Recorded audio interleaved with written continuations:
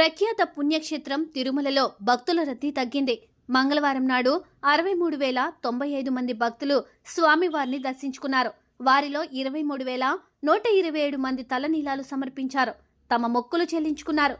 ఆ ఒక్కరోజే హుండీ ద్వారా 3.72 కోట్ల రూపాయల ఆదాయం తిరుమల తిరుపతి దేవస్థానానికి అందింది. వైకుంఠం క్యూ కాంప్లెక్స్ లో కంపార్ట్మెంట్లలో భక్తులు వేచి ఉండనక్కర్లేదు. క్యూ లైన్ల గుండా నేరుగా దర్శనానికి వెళ్లొచ్చు. టోకెన్ లేని భక్తులకు శ్రీవారి సర్వదర్శనానికి 6 గంటల సమయం పట్టింది.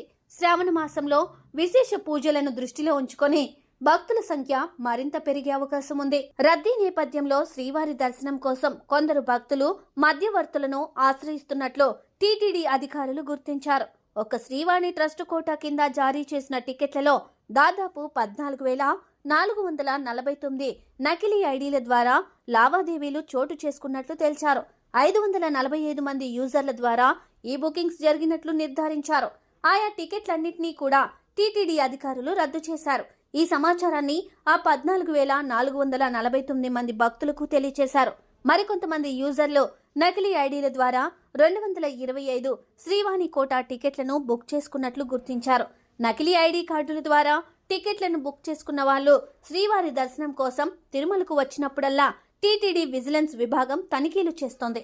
స్వామివారి దర్శనం, అర్జితం, ఇతర సేవలు, వసతి గదుల బుకింగ్లలో నకిలీ ఐడీలతో దర్శనానికి వచ్చే భక్తులను కూడా టీటీడీ విజిలెన్స్ ఎప్పటికప్పుడు గుర్తిస్తోందని, మధ్యవర్తులను ఎట్టి పరిస్థితుల్లోనూ ఆశ్రయించవద్దని అధికారులు విజ్ఞప్తి చేశారు. ఆన్లైన్ లేదా కరెంట్ బుకింగ్ ద్వారా దర్శనం టికెట్లను బుక్ చేసుకోవాలని కోరారు. అవకతవకలకు పాల్పడే వారిపై క్రిమినల్ చర్యలు తీసుకుంటామని టీటీడీ అధికారులు హెచ్చరించారు. Save a life. Download uBlood app. uBlood for the new blood.